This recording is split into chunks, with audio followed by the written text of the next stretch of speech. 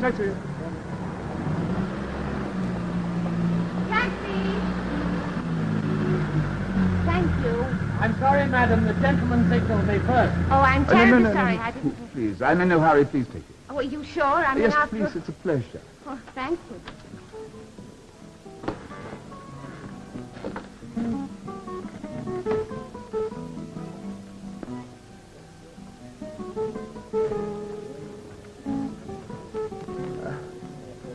You dropped your bag. Oh, thank you very much.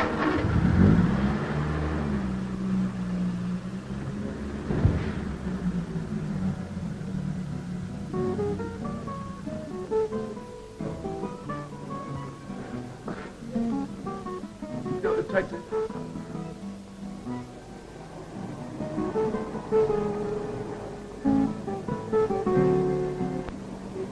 Driver, stop a moment.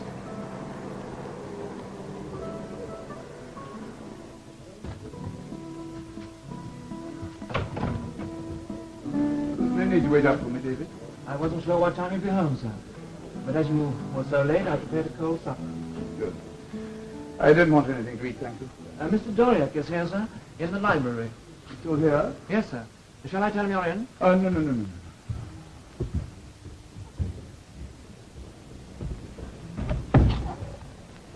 My dear Gilbert, what are you doing here? I got rather behind with this private correspondence. You know you're too conscientious at times. Yes, perhaps.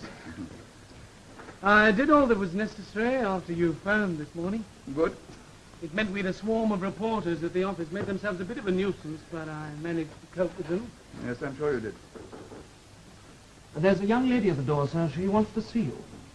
Did you give her name? No, sir. What is she like? She's a very attractive young lady, sir, in evening dress.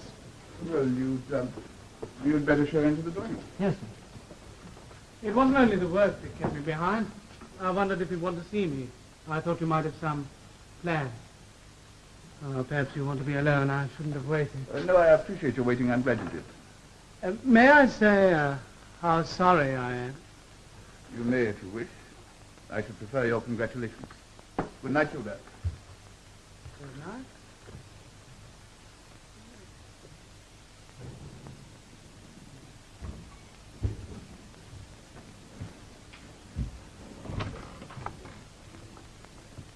Mr. Marley. Yes? Is there anything else you require, sir? No, David, thank you. I shan't want anything else. You can go to bed. Good night. Good night, sir. Obvious your man isn't used to ladies arriving in the early hours. Well, at least he didn't expect one tonight. Well, as you haven't questioned me as to why I'm here, I take it that I haven't made a mistake. What sort of a mistake did you think you'd made? You know perfectly well, Mr. Marley. The taxi driver recognized you and knew your address, so I got him to drive me. Why? You mean, why didn't I just keep them and say nothing? Well, unless I'm very much mistaken, they're worth something quite fabulous. Well, you can always wear them or sell them, can't you? You are not going to get away with it as easily as that. And might I say you haven't asked me to sit down? Oh, I do beg your pardon, please. Can I get you a drink? Thank you. Some wine? Thank you. My coming here was the last thing you expected, wasn't it? Yes, it was. How could I know the taxi driver would recognize me? Hmm? Well, it's hardly surprising, is it? I mean, after all, you're fairly well known by sight and reputation. I'm surprised I could see you so easily. Well, that may be true of my business, but not of my private life. You know, I was just thinking I could have made quite a thing out of this. I could have told everyone you gave them to me. You couldn't have denied it. I should have been the envy of all my friends. They would have thought you were my lover. Why did you bring them back? Insatiable curiosity. Why did you put them in my bag? Well, I'm not sure that I can tell you. Well, I shan't go until you do. Please. Well, it was because of a hat. A rather exaggerated hat with too large a brim. A woman's hat? On the contrary, a man's. Oh. It was because of that hat I might have become a murderer. It's odd to think of a hat being the cause of one's becoming a murderer, don't you think? It's a little unusual. Yes, naturally, I'm glad that I didn't become a murderer. An operation of that nature needs to be carefully planned, and not done on the spur of the moment. If at all. as you say, if at all. Well, I'm more curious than ever. Go on. Well, I suppose you need to know something of my history in order to appreciate how I came to make such a stupid error of judgment. You see, my father left me in charge of Marley and Son when I was quite a young man. I made up my mind. In fact, I was determined to be even more successful than he had been. Naturally, it entailed sacrifices. And amongst other things, I sacrificed, well, what do I call it? Romance. You see, I set myself a target. And not until I reached that target did I decide to look for what I had been missing. You mean a wife? Exactly. I'm surprised you weren't killed in the rush when the news leaked out. Well, about that time, I went to stay in the country with some friends of mine, and there I met a girl who seemed to be everything that I was looking for. She was of very good family. She looked well. As somebody once described her appearance as pure and fresh as an April dawn. That's poetic. But then it was a case of delayed action as far as you were concerned. Now, yes, you know, I find your down-to-earth remarks rather refreshing. We became engaged. We were to be married tomorrow. Oh, I read about it in the papers. Yes, no doubt. Well, this morning I decided to take her those pearls. I drove down to her house in the country very early. The maid let me in. She appeared to be a little flurried, but I didn't take any notice of that until I went into the hall. There on the hall stand was the hat. Black, rather large brim. Well, it was an unusual time to see a hat in the house of one's fiancée. I took the hat off the hall stand. I went upstairs. The maid tried following me, but I pushed her out of the way. I went up to the sitting room. And as I reached the sitting room, I heard the key turn in the lock of the door opposite. It was her room. Well, I shouted I'd break the door down, unless it was open. Well, it was open. The man came out. He stood there. I stared at him, trying to think where I'd seen him before, and then suddenly I remembered. I'd seen him playing a ridiculous instrument in a rumba band at a club that we'd taken to visiting quite a good deal lately. Then I found myself laughing. I was still laughing as I went out of the house. I drove to a telephone kiosk. I telephoned my secretary. I told him to tell everybody that the wedding was cancelled. Then I went on. I drove out into the country. Drove back to Paris. I garaged my car. I walked the streets. You see, all the time I was wondering what to do because I was sure the story would be all over Paris by now.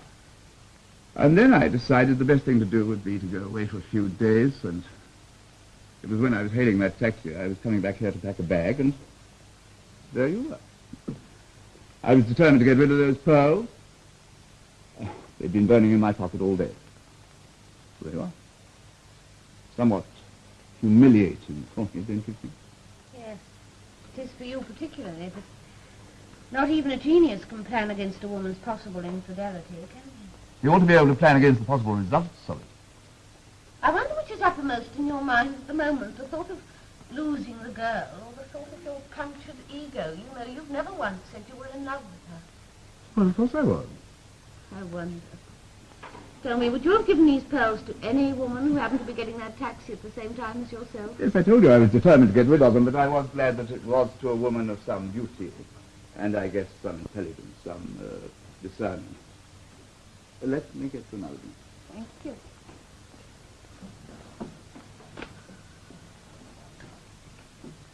Who are you?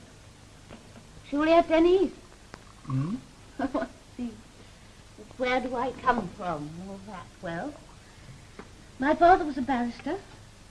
He died about 4 years ago. You've probably heard of him, Edouard Denis. Oh, yes, of course. Yes, he was brilliant. Well, he was only 47 when he died. My mother had died a few years earlier. He left me quite a little money, all nicely tied up. Mm-hmm. So I augment my income by modelling. Yes, do you live alone? Oh, quite alone, except for Jacqueline, my maid. I suppose you lead what is known as a very independent life. Mm-hmm. Who are your friends? Artists, actors, painters, that sort of thing. Oh, what is known as the artistic circle, eh? Well, you know, you're lucky. I have no friends. Oh. Well, not what I would care to call a friend. I suppose the nearest I get to it is my secretary, but one could hardly call that a real friendship. Why not? Well, he started with me as a junior clerk. I picked him up because he had a certain air of independence, you know, and a rather caustic wit, which rather appealed to me. He once wanted to be an artist, but all He also wanted to eat, and he found that Marley and Son provided him with the food that his painting didn't. Do you think he resents you for this? Subconsciously, I mean? Subconsciously, yes. Yes, I suppose he does. So there you are. Now, you know, what am I to do? Am I to go on living this lonely life? That's a question you can only answer yourself, isn't it? Will you believe me, Juliet? Juliet? Yes. Will you believe me when I tell you that I've never talked to anybody like this before? Yes, I believe you. Well, can you give me some advice? Well, take these back and start your search again. Yes, look for another woman, but don't look so hard. I gave you those pearls and I want you to keep them. Let's say that you've earned them. Hmm? But they must be worth Well, what does it matter what they're worth? You really want me to keep them? I do. Put them on for me.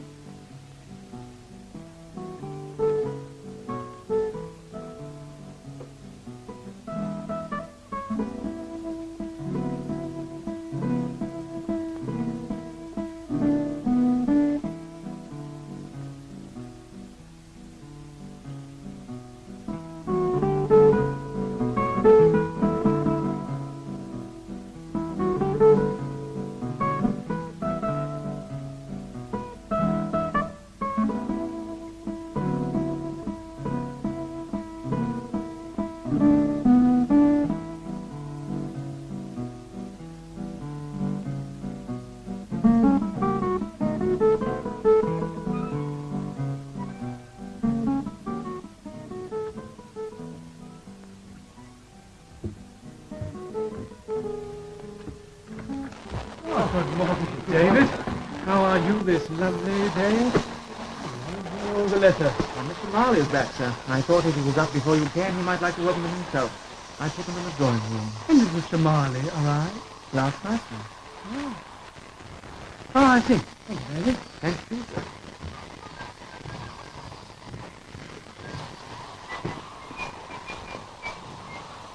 Schubert! Yep. Well, what are you doing here? Oh, you're not Paul's secretary. No, you're not the young man you chose because he was so efficient. Well. Yes, I'm his secretary, but what are you doing here? Yes. Well, when did you come? Let's see. We've been away 3 days. I think I came here on Thursday. Yes, we went away the same night. We... Paul and I. You went away with Paul Marley? Uh-huh. Oh. Does that mean that you're, installed here? Well, you could put it like that, yes. I can't believe it. Why not? Because it's not like you to tie yourself down to any man. At least that's what you used to say. That was 2 years ago. And it's a little unfair of you to say that, Schubert. After all, I was willing to tie myself down to you, and you just wouldn't have it that way. What sort of life would it have been for us with me sponging on you all the You time? could have gone on with your painting. You might have made quite a success. Not me. I had no real talent. Thank the Lord I discovered it in time.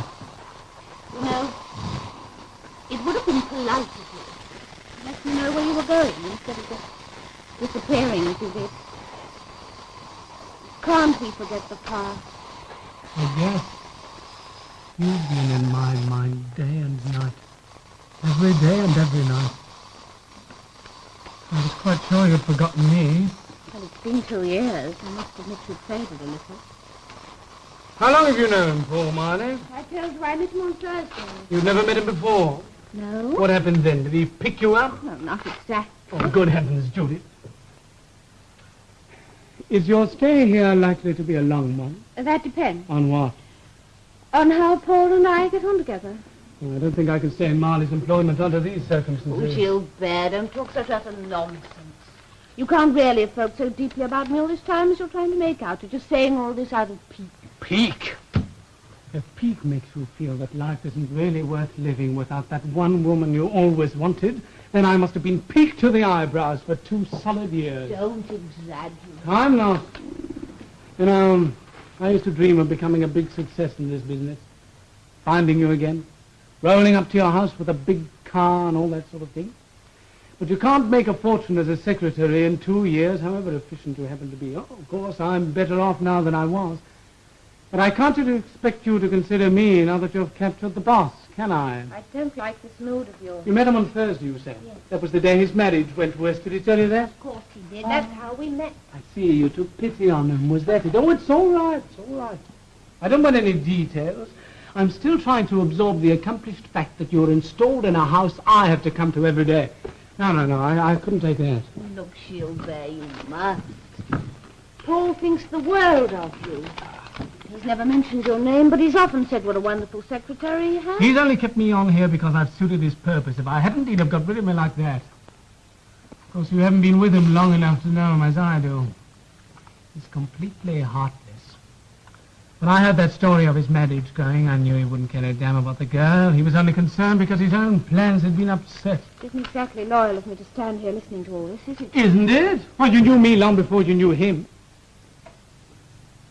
Oh, Juliet.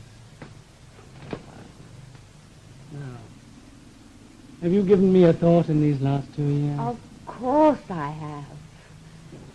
Particularly when you first left me. But I didn't know where to find you, so what was the point of going on thinking about you? Why, Marley? Knowing you is money can't be the reason. Why not? I may have changed. Anyway, one has no choice in these affairs. They just occur. Not with him, they don't. I tell you, it was an accident. If you think that, you're only deluding yourself. He never does anything by accident, and he's never set up a menage in his own house before. He was going to last Friday. But then he was going to be married. Oh, yes, he'd planned to break out in a big way socially. Thought he'd found the ideal woman to grace his table and receive his guests. Apparently she didn't want that sort of thing. Not that I blame her. Has it ever occurred to you that I might? You? The society hostess? Oh, no. I don't see why you should laugh. I've led a completely aimless life for the past 2 years. And it rather appeals to me to have a settled position. A position any woman I know would envy. So you're really going to try and hook him, eh? Well, I hope you'll bring it off, and I wish you the best of luck. Now, Juliet, you don't Morning, Gilbert. I see you've met my wife. Your wife? Haven't you told him, my dear? Well, I was just going to when you came in. I know, but you've been here for some time, haven't you? Yes, I know, but Gilbert and I are old friends. And, Yes, I rather gathered that. well, we started talking. And you completely forgot to mention the minor fact that you were married to me. Hmm? Well, it's in the papers, Paul, just the bare facts as you wanted it. May I offer my congratulations to you both? Think of how long is it since you two have met each other? 2 years? Oh, yes, of course. Ever since you left your artistic friends and came to me. Hmm? Exactly. Has much happened at the office since I've been away? A fair amount. Oh, Stendhal made another effort to cut his estimate, but I told him finally there was nothing doing. Good.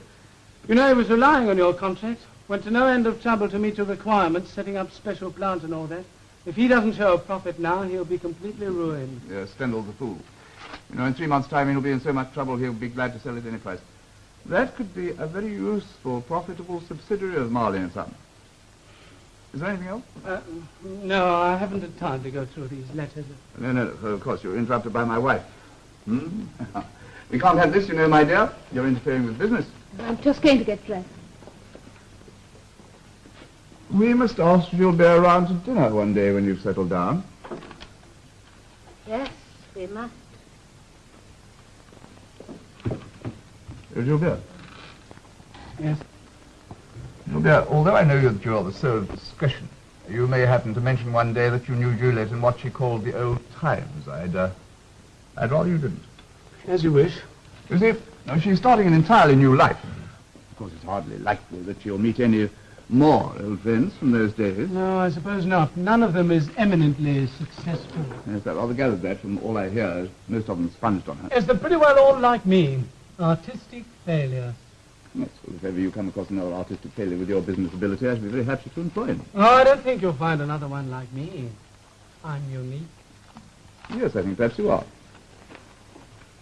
You know, if you go on talking like this, I shall ask for a rise. And I shall be very happy to grant it to you, providing your demands aren't too excessive. Would you consider it too excessive if I asked you to double my salary? Yes.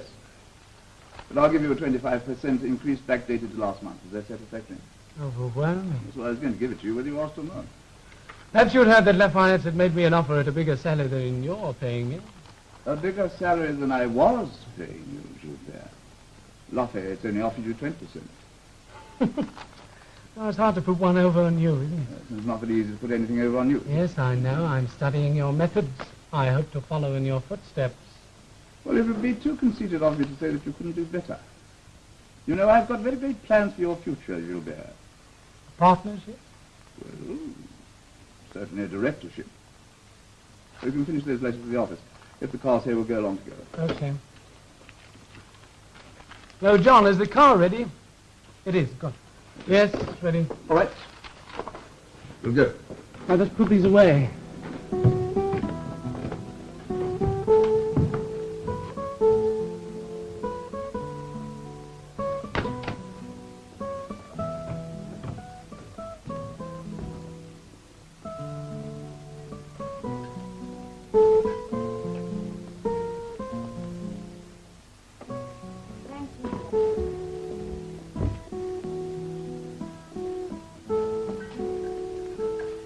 I beg your pardon, I came back for my briefcase. You said your length of stay here depended on how long you and Paul got on well together. Yes, it does. Now that you're married to him? Yes, well, it was all done in such a rush that we made that arrangement between us. And do you think he'll stick to it? If you want to leave him, that is? A little early to talk of that, isn't it? No, he's not a possible husband for a woman like you, Juliet. He's too self-centered, too set in his ways. He'll have nothing left over for you. You came back for your briefcase, Gilbert. Now that you've got it, don't you think you ought to go? His plan to marry went wrong. Just as he was faced with defeat, he saved the day by making use of you. Look, I don't want... Now I've found you again, and this time I'm not going to let you go. No, I won't let you.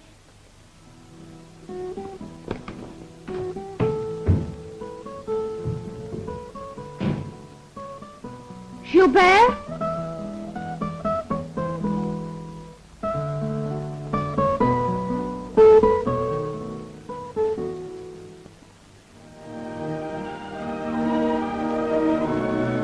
We'll be back in a moment with Act 2 of tonight's play.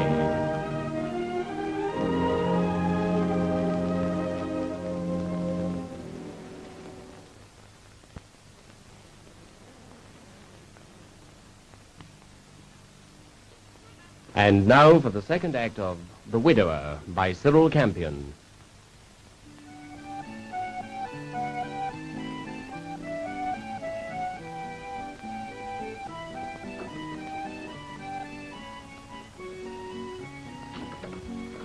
Hello, please. Good afternoon, sir. Good afternoon. Well, how are you settling down here, eh? Well, it did take a bit of getting used to, sir. After all those years in a place so much smaller. You remember Madame's apartment on the Rue Saint-Honoré, sir? Yes, Jacqueline. Hello, Juliet. Hello, Gilbert. Thank you, Jacqueline. Paul's flying off to London tonight. Yes, he'll ask me to let you know. How long is he going to be in London? Oh, 24 hours at least. Oh, I forgot he wants David to pack a bag for him. May I ring? Yes. Juliet, I'm sorry about... Remember you've rung the bell for David. Oh, yes, of course. There's no need to display such feverish activity. Don't you think you're overdoing it? I'm not overdoing anything. I've got to sort out all these papers and reports for Paul, and I haven't much time to do it in. Yes? Sir? Oh, David, Mr. Marley's going off to London. He wants you to pack a suitcase for him immediately. Yes, sir. How long is Mr. Marley going for, sir? Oh, a day, possibly two. Very good, sir. Oh, madam. You know we're meant to be dining tonight. I see you've done everything with your customary efficiency. I hope so, sir. What do you want me to do about our dinner engagement? That. Yes, well, they're people of no real importance, you know, my dear. Got somebody to telephone to the office, our apologies. I don't think you'll want to go by yourself. Indeed. Yes, thank you. That's well, I won't keep you. You seem to have done enough for today, I think. Yes, well, I wish you the best of luck. Thank you. I hope you have a pleasant journey. Thank you. Bye, Juliet. Bye, Gilbert.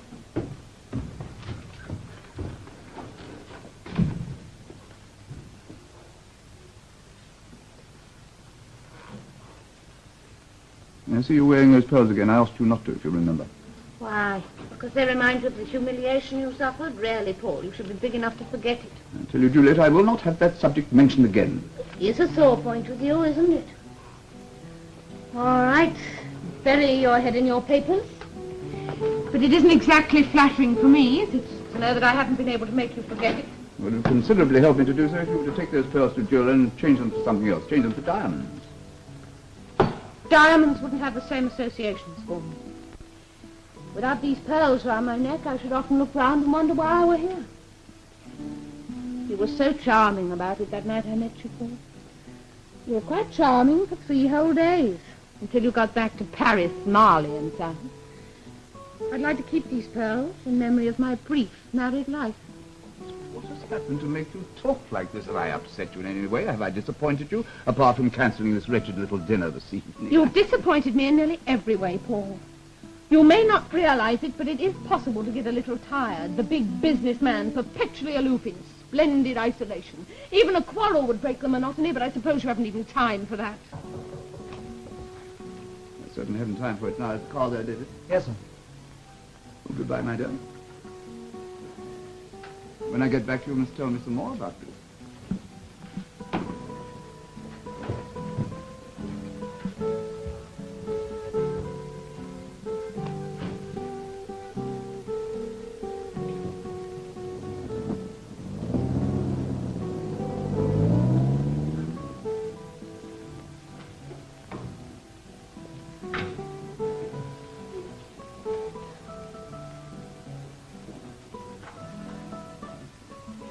Gilbert, I thought you went some time ago.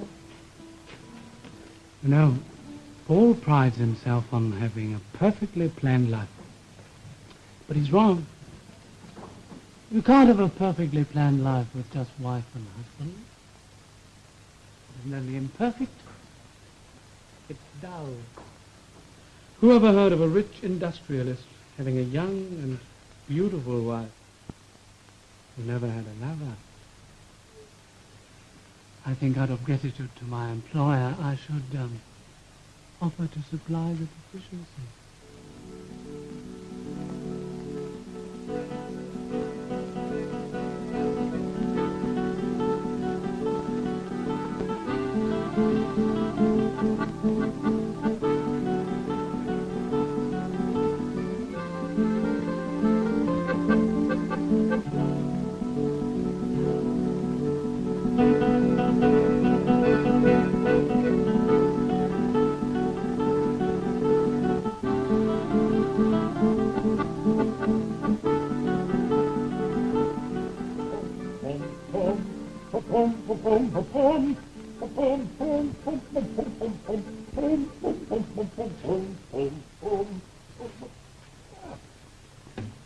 Lulu.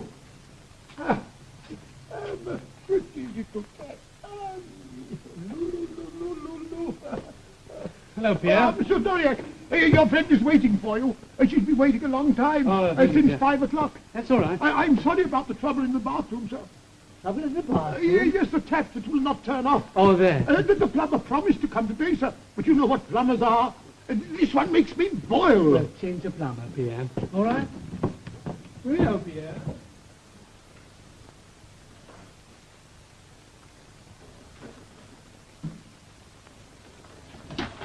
Hello. Sorry I'm late, darling. Couldn't be helped. We're to settle the final details of the takeover of that Stendhal business. Poor old chap. So the ladies. How are you? Fine. Good. Paul's going away again tonight. Clermont-Ferrand, did you know? I know. He rang me as I was coming here. You know, I felt sorry for old Stendhal. Paul said he'd take over that firm within 3 months, remember? And he's done it almost to the day. Cheers. Are you happy? Of course I am. It would be most ungrateful of me not to be, after all the trouble you and Paul have taken to arrange an ideal life for me. Which of us would you say contributes most towards making your life an ideal one? Well, of course, my marriage is highly successful these days. Paul is delighted with my skill as hostess. And you, as you promised, supply whatever is lacking. So I find your question very difficult to answer, Gilbert. You don't think, for instance, Juliet, that a happy marriage without the necessity of a lover in the background might be even more ideal? Look, why try to upset this perfectly delightful arrangement we have now? It was your idea. Yes, I know, but you see, if But we let's could... talk about tonight. What time is Paul going? Oh, about 7. He's going by road, driving himself. That means you can come quite early. We'll have dinner in the drawing room. This is the 4th time he's been away in 2 months. We're really awfully lucky, aren't we? You know, Juliet, this delightful arrangement you talk about, I know it was my idea in the first place. But lately, I'm beginning to find it a bit impossible. I don't think I can go on with it. Well, let's talk about it tonight. You know perfectly well it's the last thing we shall talk about tonight. Anyway, the idea of our going away together is absurd. You'd have to leave Marley and Son, and then where would we be? We'd be together.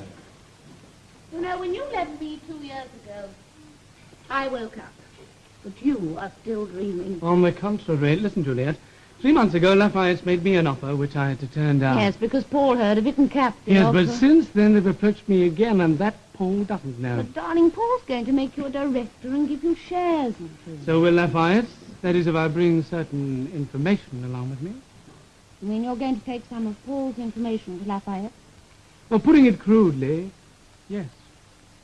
Do you think that's the right thing to do? It's just what Paul would do if he were in my position, and if it came off, it might lead anywhere. I know, you'd go exactly the same way as Paul. At the moment I'm married to Marley and Son, I see no point in divorcing one firm to get tied up with another. So you'd prefer me to chuck the whole thing and stay with Paul, eh?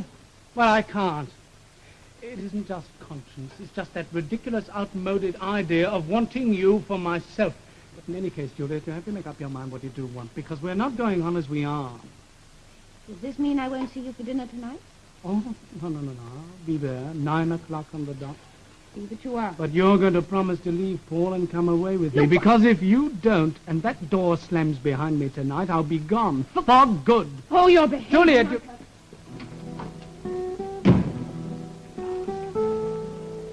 Oh, Juliet, you left...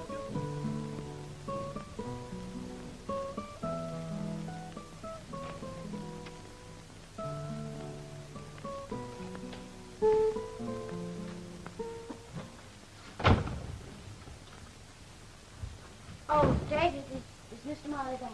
Yes, madam. He's in the library. He's been back about 20 minutes. Thank you.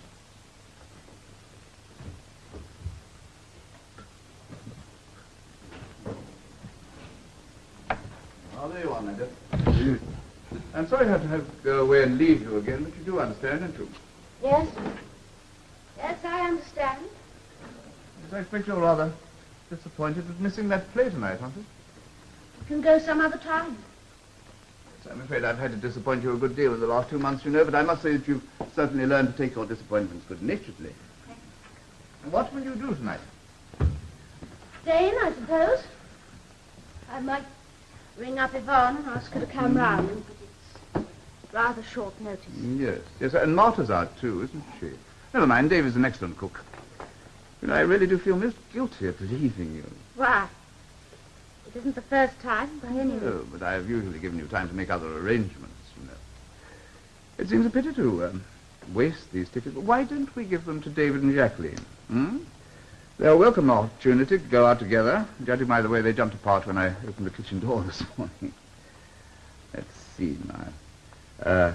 Yes, it doesn't start until late, and that'll give David plenty of time to prepare your dinner before he goes. No, you better keep them. Oh, no, that means you're going to be in the house all by yourself. Will you mind that? No, I shan't mind. Good. Oh, by the way, you can send out those invitations for the 17th for our dinner party. I'm told they will be accepted. We'll be eating on a very high level, won't we? Yes, well, aren't you glad? It is something of an achievement, you know. Yes. I was just wondering if eating in such a rarefied atmosphere would interfere with my digestion. Why the sarcasm? It's a relief to show one's feelings occasionally, Paul. Lately you've been making me feel I'm living in a straitjacket. Well, have I? Well, you should have told me. No, I thought you enjoyed our small social successes as much as I do. And you're getting better at them every day. You know, Juliet, you've inherited your father's gift of finding the weak spots in people. Of course, you don't probe them. I owe a lot to Father, don't I? After all, if I weren't his daughter, I should never have been Mrs. Paul Marley. Oh, my dear. You were very clever about it that night, Paul. I'd no idea you were sizing me up, wondering if I was suitable to fill the gap left by your erring fiancé. I've told you I will not have that subject mentioned again. I know you have. Well, why are you mentioning it? Because it's the only thing that makes you sit up. You certainly fooled me that night, Paul. Of course, you were shaken out of yourself by your experience, and you were glad, for once in your life, to open your heart to someone like a human person.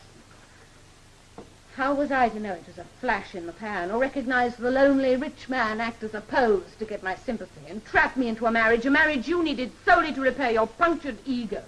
Without denying anything that you have said with such eloquence, I should be interested to know why you've chosen this moment to say it.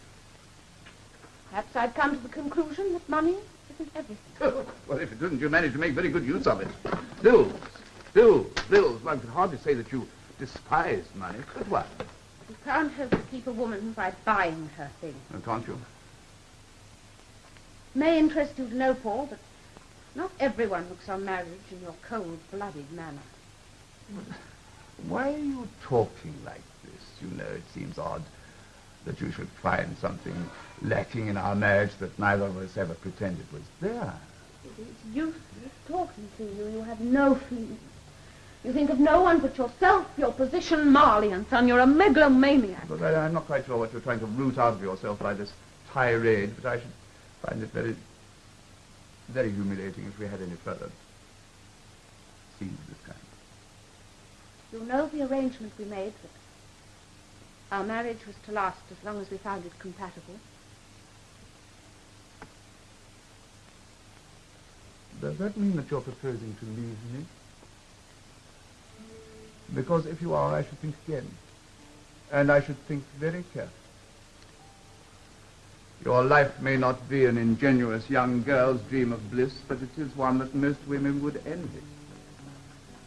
You know, Juliet, you think I'm deficient in understanding.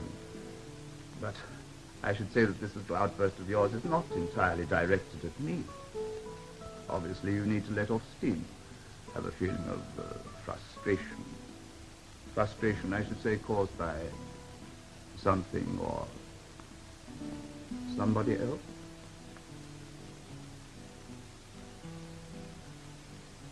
Nancy going, would you ring the bell for Dave?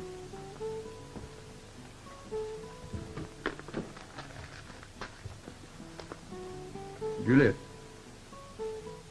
do you still wish to think over whether you're going to leave me or not? Let's talk about it when you get back. You can't give me a definite answer now? No, I can't. I see.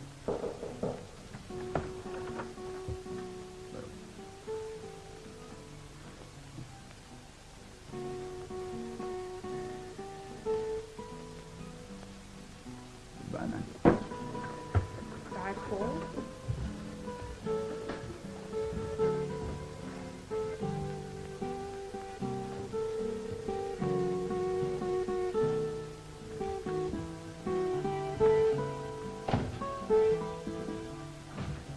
Shall I lay dinner in the dining room, madame? Oh, no, in the drawing room, please. Look, Mr. Marley left these for you. Thought you might like to take chef to me. Thank you, madame. Oh, you need to leave quite early, so don't do anything special, just something cold to drink. Very good, madame. And lay for two, please, David.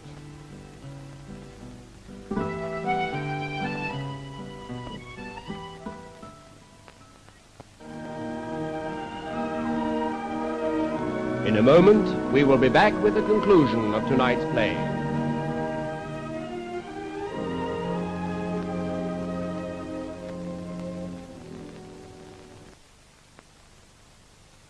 And now for the final act of The Widower by Cyril Campion.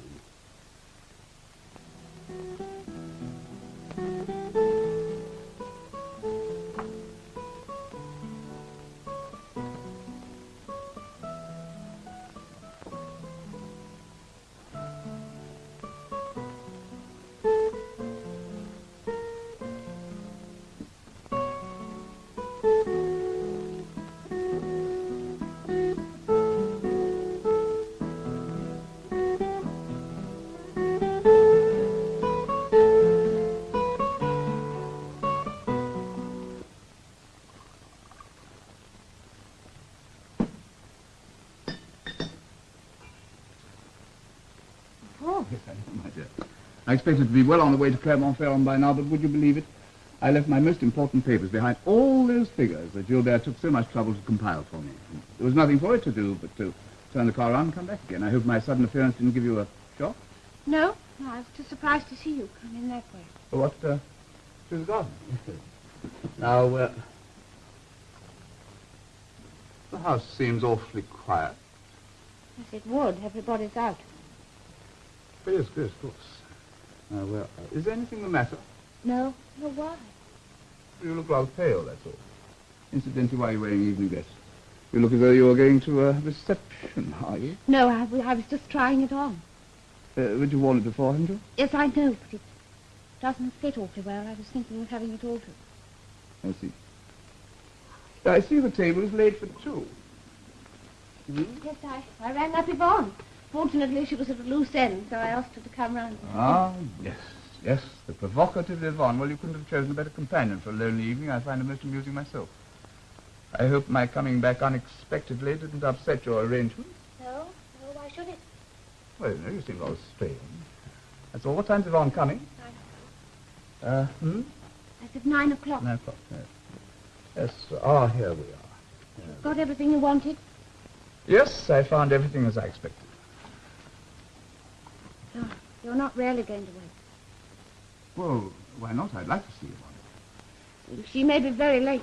I mean, you know her. Yes, indeed. She may be very late. In fact, I should be very surprised if she comes at all. Why should you think she won't come? Because, my dear, you know as well as I do that she hasn't been invited. Now, why didn't you tell me the truth? Or perhaps you think it's a bad thing to tell husbands the truth. Perhaps. Of course, now I'm consumed with curiosity to know who your visitor may be. Yes, well, to save yourself any embarrassment, I advise you to leave now. Well, why should I be embarrassed? Because you realize how ridiculous your suspicions were. Oh, I see. I see. You mean this little tete-a-tete of yours tonight is quite innocuous there. Yes, quite. Yes, well, you surprised me. Doesn't quite tally with the information that I had. On February the 23rd, I had to go to London to attend a meeting of an international trade association. I left this house at 6:30. By midnight, all the lights in the house were out, and some 10 minutes later, a taxi drew up outside, the front door was immediately opened, and you appeared. You got into the taxi, and you were driven to an apartment house at 70 Rue Fauchet. You rang the bell. And you were admitted by the same young man at 5 o'clock in the morning. 5 o'clock in the morning, you left the young man's apartment, and you returned here by taxi, and you left yourself in with your key. Now, with a very slight difference regarding the actual time, the same thing happened the following evening. I returned the third evening, so naturally there was nothing in the report. The report?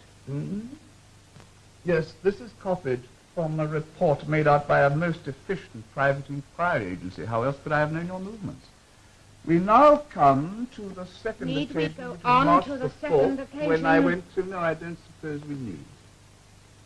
Repetition is somewhat boring, especially when the second, third, and fourth occasions happen to be so monotonously like the first. You're enjoying yourself, aren't you? Yes. I suppose it is a little childish. But you might just as well have told me that Gilbert was coming here tonight. Surely you'd prefer me to deny it? Well, I appreciate your motives, but one instinctively dislikes being thought a fool. Instinctively. Let's discuss it when you come back. Yeah, I want your answer now. I can't give it to you now. I suppose you think you're going to persuade Gilbert to postpone any definite decision, but you won't succeed, you know.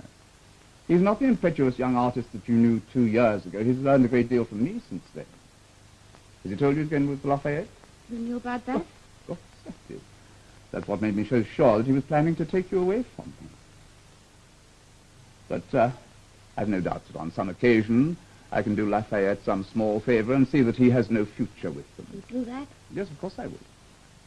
So you see, Juliet, your position with Gilbert is not going to be so very secure, to say the least. But you don't want me. What? But I do. You see, I do, my dear. Now, I suggest that you change your dress quickly and that you come with me to Clermont-Ferrand. Then you'll avoid an awkward meeting with Gilbert. I'm not going away with you, Paul. then it would appear that Gilbert has an even stronger hold over you than I have. He probably will eventually persuade you to go away with him. I tell you, Juliet, that for people to laugh at me because my secretary had run away with my wife would be too galling. I will not tolerate such humiliation. I'm not concerned with the minor fact of your infidelity. What I want to know is whether you are going to leave me or not. I wasn't. But you've defeated your own end by coming back this evening, Paul. You made up my mind for me. Your decision is irrevocable. Quite. I can't believe that you're willing to give up everything that you've gained by becoming my wife. I suppose you do find that difficult to believe. Well, let's talk this over calmly, shall we? Now sit down. There is no point in talking it over. It's unlike you to want to prolong. Yes, I know, but at least you might allow me to put my point of view. Now, please, please.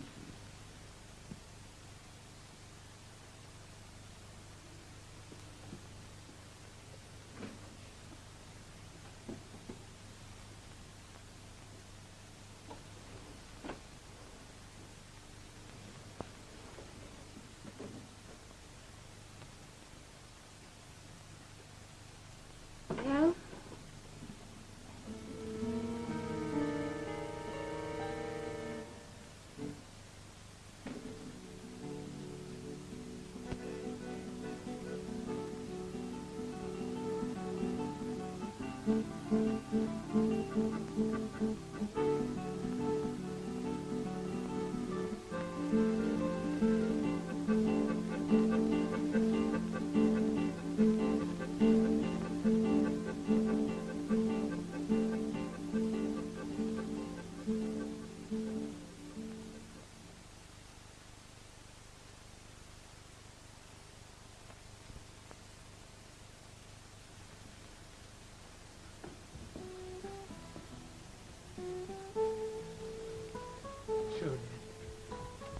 My darling lady.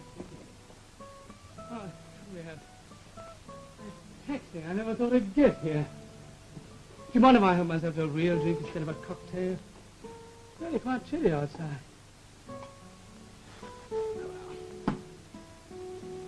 Your good health. Ah, better. Cigarette? Juliet, do you want a cigarette? All right, then.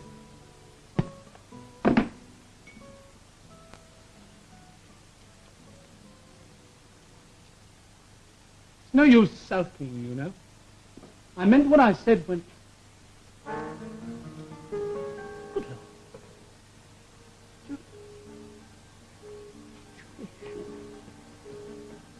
Juliet!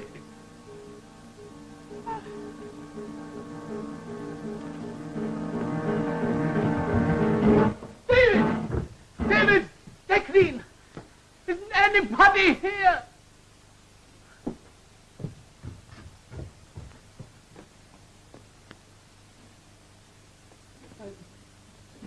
Yeah.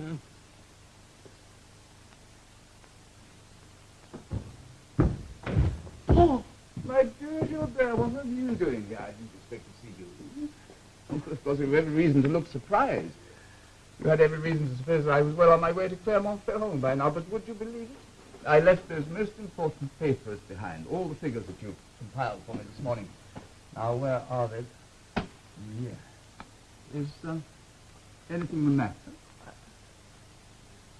Well, of course. I understand.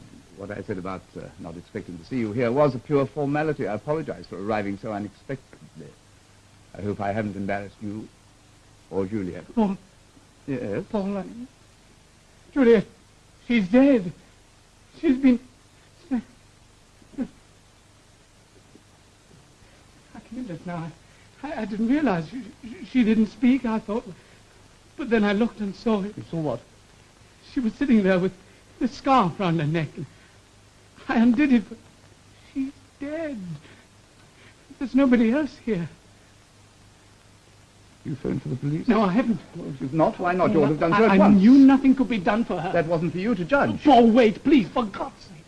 Wait? Why wait? The scarf. It's mine. Yours? Yes, don't you remember? I wore it the last night when I came to dinner. I couldn't find it when I was leaving.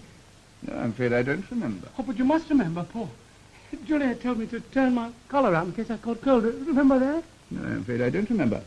But what does it matter anyway? This is a matter for the police. This is murder. And it was done with my scarf. My scarf. And I found her. There are no witnesses. You see the ghastly position I'm in? Before we get the police, we must think out what I've got to say. What I've got to tell the police. This is a matter for the police. Paul, I implore you. Please don't get the police just now. Please, Paul. All you have to do is to tell the truth. What is the truth? What am I to tell? Yeah. Oh, You better drink this.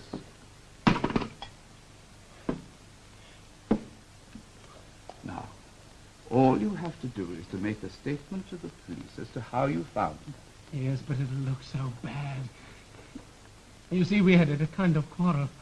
Even you yourself thought it was strange that I was here. Oh, you said something about it being embarrassing finding us here. Does that mean you know about it? Yes. Yes, I've known all about that. I've known about that for a long time. And to tell the police? Well, naturally, I shall have to tell them and answer truthfully anything that they ask. And now I've told you we've quarreled. You'll tell them that too, I I should suppose. advise you not to say any more, Gilbert. You're condemning yourself with every added word. Good heavens, Paul, you don't think I killed her? No. I loved her. That's why the police will look for a motive. Obviously, it's not burglary. There was no sign of a struggle.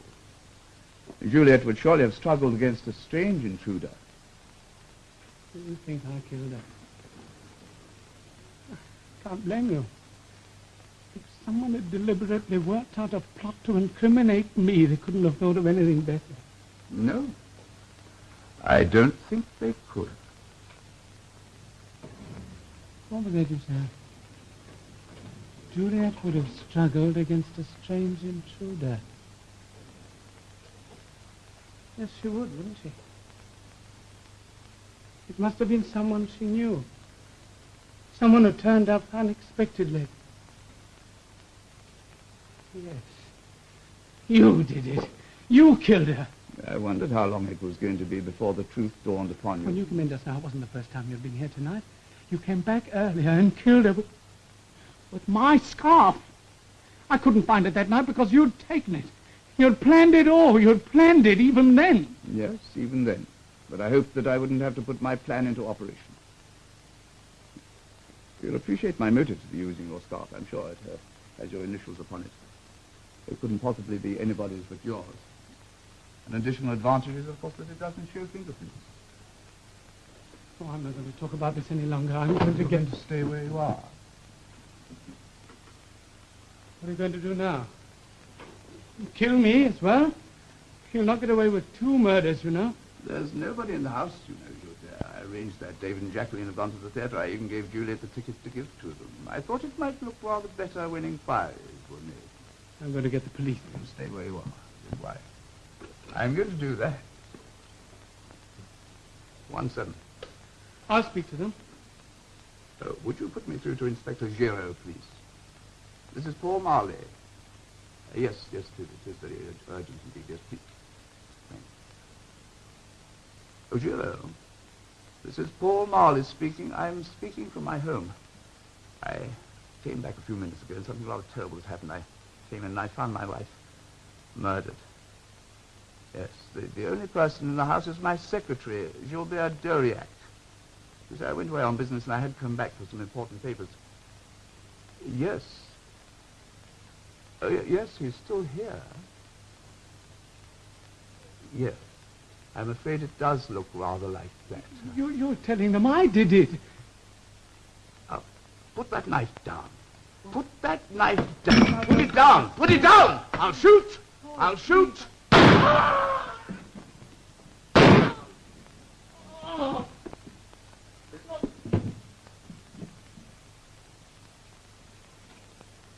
sorry. I had no alternative. Yes. Yes, of course I'll wait.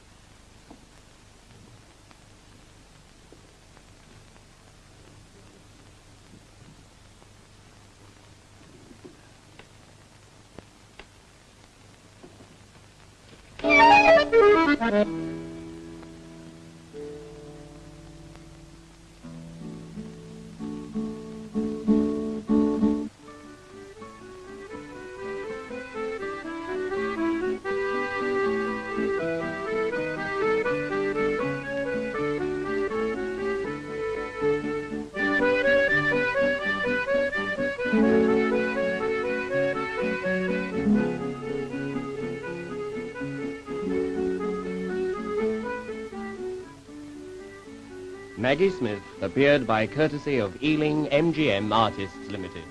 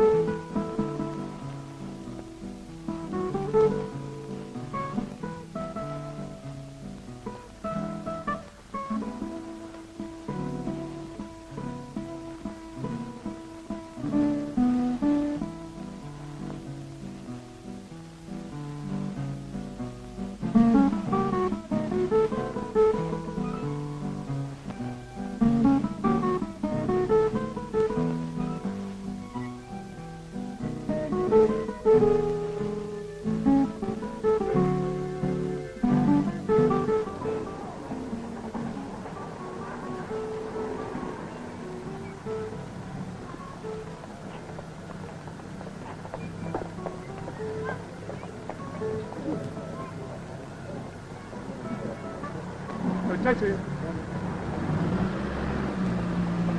Taxi! Thank you. I'm sorry, madam. The gentleman signaled me first. Oh, I'm No, terribly no, no, sorry. no. I didn't... Please, I'm in no hurry. Please take it. Oh, are you sure? I mean, Yes, after... please, it's a pleasure. Oh, thank you.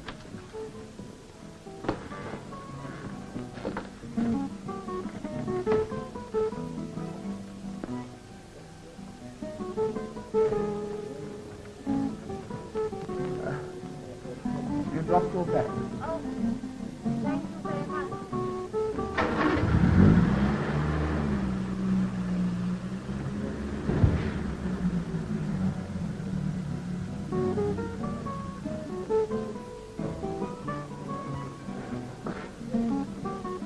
No, taxi.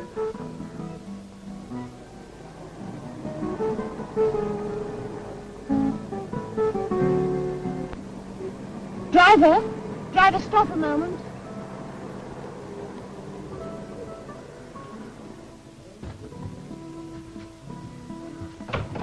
There's no need to wait up for me, David.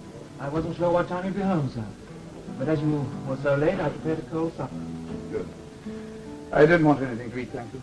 Mr. Doriak is here, sir, in the library. Still here? Yes, sir. Shall I tell him you're in? Oh, no.